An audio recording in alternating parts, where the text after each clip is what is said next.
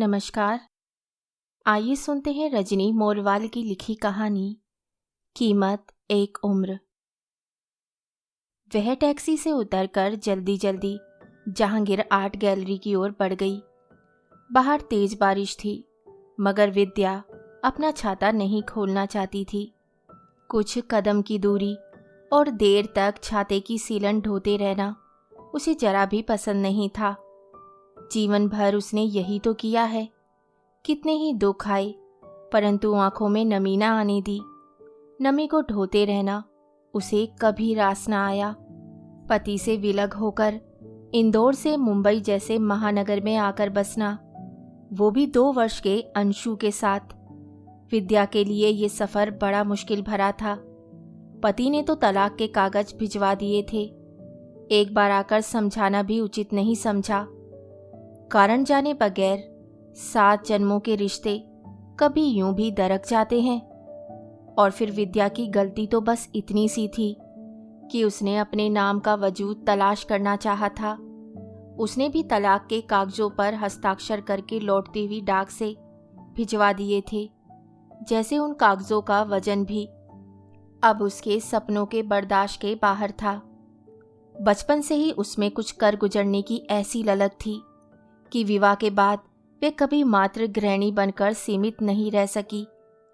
और उसके पति थे जो हमेशा से ही एक लीक से बंधी जिंदगी जीना चाहते थे।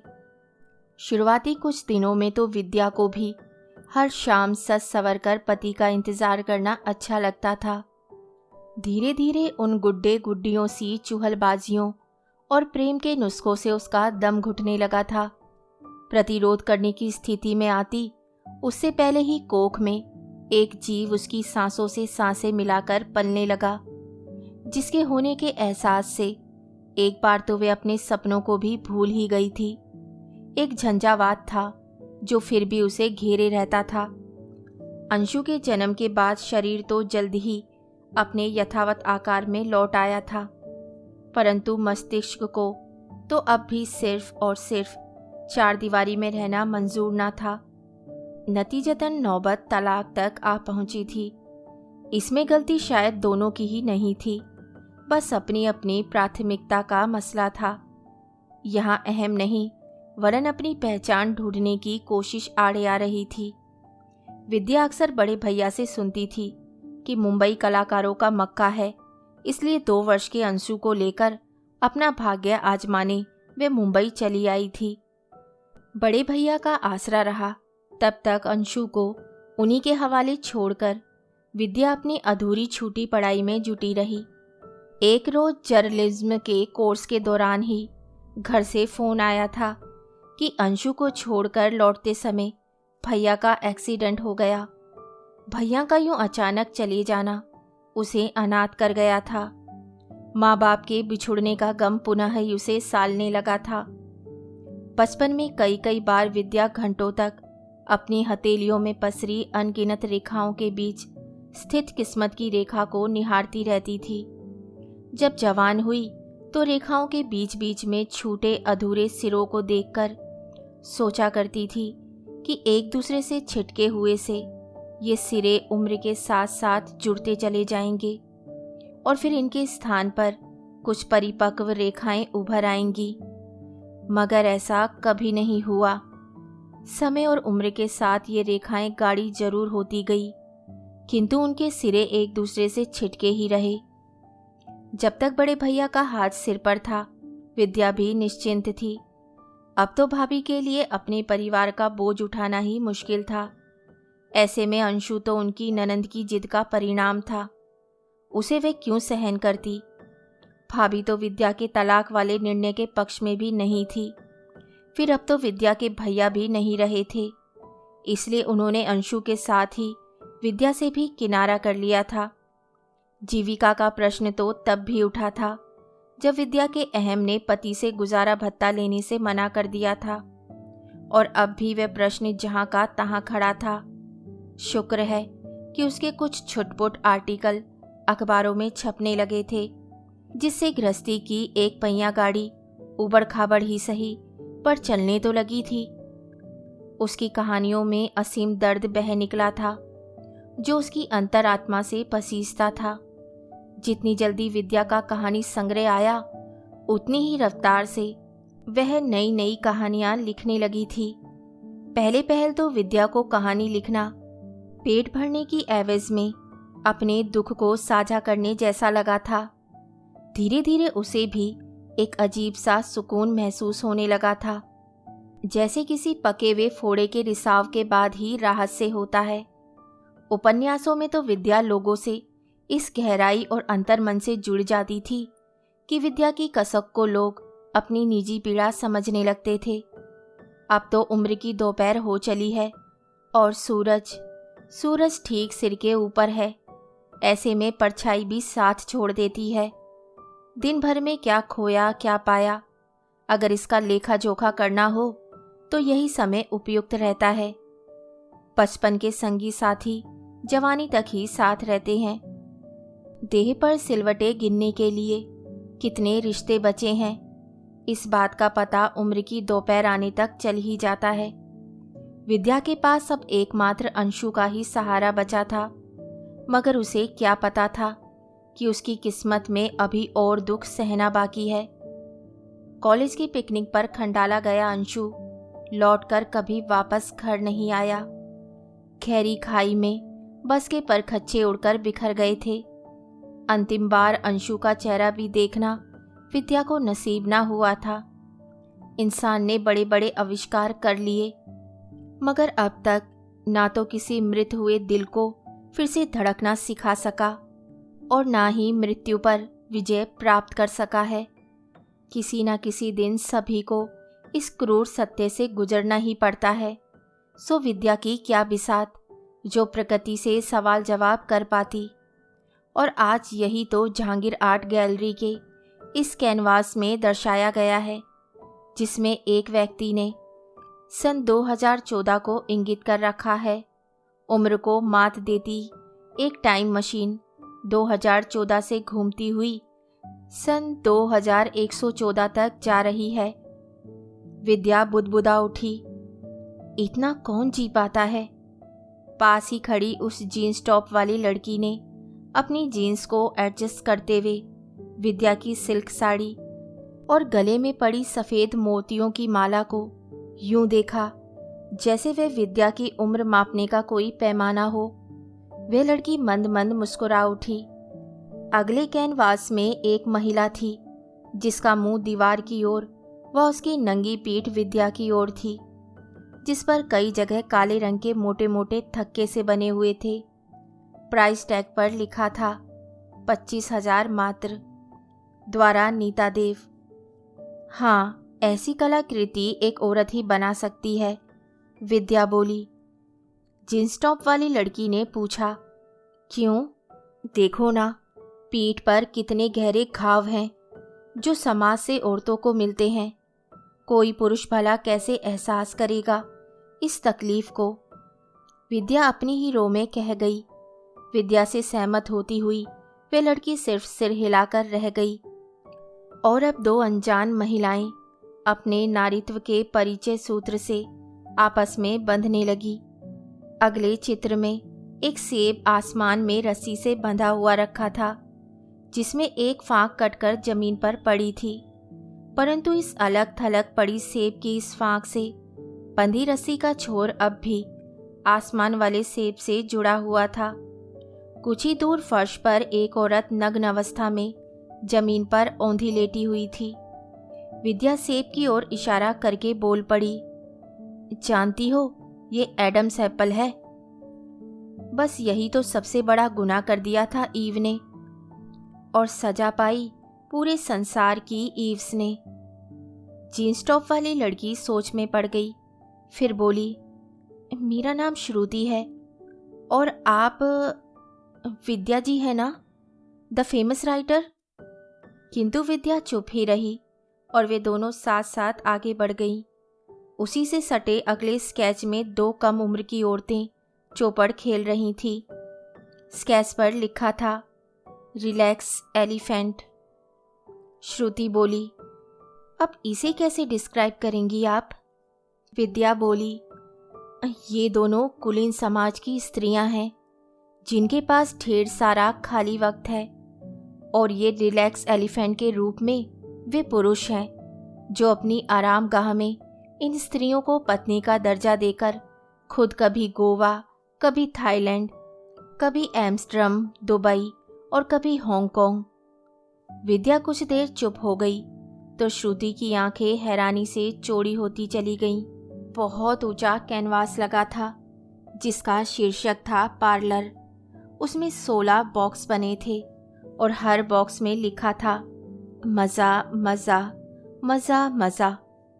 उसी के नीचे ठीक 2 व्यक्ति आपस में जाम टकराकर हंस रहे थे, जिनमें से एक व्यक्ति के सिर पर क्रोशिये से बनी मुस्लिम टोपी थी और दूसरे व्यक्ति के सफाचट सिर पर चोटी थी। श्रुति की परेशानी दूर करने की एवज में विद्या बोली, यह दुनिया की आधी से अधिक आबादी का हाल है। श्रुति ने कहा, अच्छा, मगर 16 बार ही मज़ा मज़ा मज़ा, इससे क्या तात्पर्य है? प्रत्युत्तर में विद्या ने कहा, क्योंकि 16 की उम्र में जो मज़ा शुरू होता है तो अगले 16 वर्ष तक पार्लर में ये जोड़ी जुगलबंदी करती है। फिर 36 की उम्र तक तो जवानी का खुमार उतरते उतरते ये लोग धर्म की किताबें पढ़ने लगते हैं। उसके बाद मज़ा खत्म। श्रुति शरारत से बोली, यानी कि 100 चूहे खाकर बिल्ली हज को चली? और वे दोनों ठहाका मारकर हंस पड़ी। गैलरी में उपस्थित अन्य लोग उन्हें घूरकर देखने लगे। विद्या ने कोने में लगे नोटिस बोर्ड की ओर इशारा किया जिस पर लिखा था साइलेंस प्लीज। वे दोनों धीरे धीरे चलती हुई गैलरी के बीचों बीच रखे सोफे पर आकर बैठ गई और बड़ी देर तक मुंह दबाकर हंसती रही। क्या आप जहांगीर आर्ट गैलरी अक्सर आती हैं? श्रुति फुसफुसाई। विद्या बोली, हाँ, जब भी कोई नई प्रदर्शनी लगती है या मुंबई की बरसात में कहीं जाने का मन करे और जाने का कोई ठोर ना हो तो मैं यहीं दौड़ पड़ती हूँ। यहाँ हर कलाकृति मुझसे बात करती है और मैं अपने आप से। श्रुति उत्साहित होते हुए बोली, अच्छा, मैं तो धन्य हो गई आपसे मिलकर। आज तो मैं भगवान से कुछ और मांगती तो वह भी मुझे मिल जाता। श्रुति मचलती हुई सी बोली, चलिए और पेंटिंग देखते हैं। देखिए, इसमें तो 2 कलाकार की अजीब सी सोच है। पूरा धड़ मनुष्य का और दिमाग के स्थान पर कांच का जार लगा है जिसमें कीड़े कुलबुला रहे हैं, और जार के ऊपर ये 2 कोए बैठे हैं जो उन कीड़ों को पकड़ना चाहते हैं। अब इसे कैसे परिभाषित करेंगी आप? विद्या को भी ये चित्र कुछ भयावह लगा। वह बोली, देखो, ये विचारों के कीड़े हैं। इनमें से कुछ अच्छे हैं तो कुछ बुरे। जो अच्छे विचारों वाले कीड़े हैं उन पर इन कौवों की नज़र है। ये कोई प्रतीक हैं उन परजीवी और मौका परस्त लोगों के जो दूसरों के विचारों पर जीते हैं। ओह, आप कितना गहराई से सोचती हैं।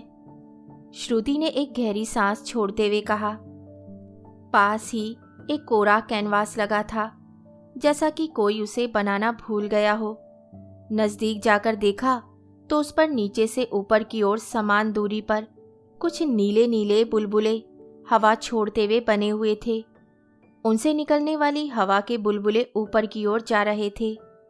विद्या ने सिलसिलेवार हर एक बुलबुले पर हाथ रखते हुए एक ठंडी लंबी सांस छोड़ते हुए कहा, इंदौर, तलाक, बड़े भैया, मुंबई, अंशु। परंतु अंतिम बुलबुला क्यों नहीं फूटा?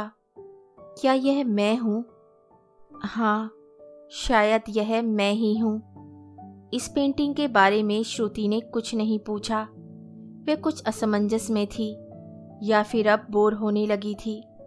आगे की दीर्घा में एब्स्ट्रैक्ट आर्ट था।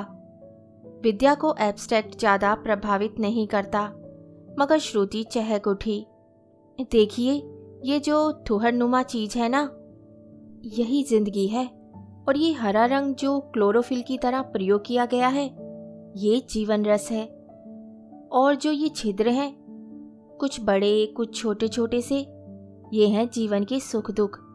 इनके बीच बीच में जो गुलाबी रंग के छींटे हैं ना, ये हैं रिश्ते जो भिन्न भिन्न आकार प्रकार से व परिस्थिति अनुसार पनपते रहते हैं। अब विद्या के चुप रहने की बारी थी। श्रुति ने विद्या को लगभग ठेलते हुए कहा, चलिए, वहाँ कुछ इंटरेस्टिंग है। क्या आप जानती है, ये पेंटिंग है, ये एचिंग पेंटिंग, और ये है मेरा पसंदीदा बाटिक। सब कुछ कितना शानदार है ना? जीवन के रंगों से भरपूर, कुछ कुछ रहस्यमयी सा, कुछ खुला तो कुछ छिपाया हुआ सा। कहते कहते श्रुति जैसे किसी कल्पना लोक में विचरण करने लगी थी। दीवार के बीचों बीच टंगी पेंटिंग को देखकर वह उत्साह से बोली, ये जो शेर के मुंह और मानव के धड़ वाला व्यक्ति है ना, यह मेरा बॉयफ्रेंड है रोबिन, और ये 5 पुरुष इसके साथ खड़े हैं, वे हैं श्या, ले, मेरे एक्स बॉयफ्रेंड।